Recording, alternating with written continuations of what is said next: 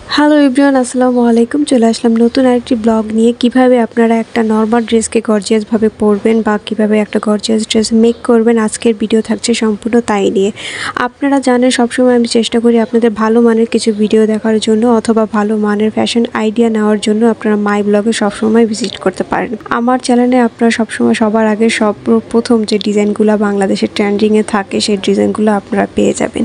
আজকের ড্রেসের ডিজাইনগুলো কিন্তু খুবই সুন্দর, ইউনিক এবং আপনারা যে কোনো অকেশন বলেন, পার্টি, বার্থডে অথবা আপনার রিসেপশন, ওয়েডিংয়ের যে কোনো অনুষ্ঠানে আপনারা এই ধরনের যদি ড্রেস, লং গাউন বা আপনারা যাকে বলেন যে আনারকলি, এই টাইপের ড্রেসগুলো যদি আপনারা পরেন এতটা সুন্দর লাগবে।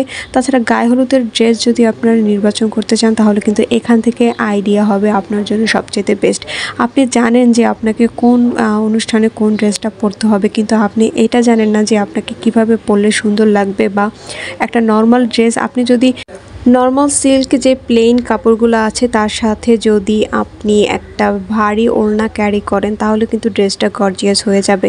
আর তাছাড়া এখন তো গাউসিয়ার সামনে অনেক গজ কাপড় বিক্রি করে 300 350 মতো। এই কাপড় দিয়ে যদি আপনি সুন্দর করে একটা লং গাউন বানিয়ে ফেলেন, বোঝার কোনো উপায় থাকবে না যে আপনি এটা কাপড়ের গজ কাপড় কিনে এটা মেক করেছেন।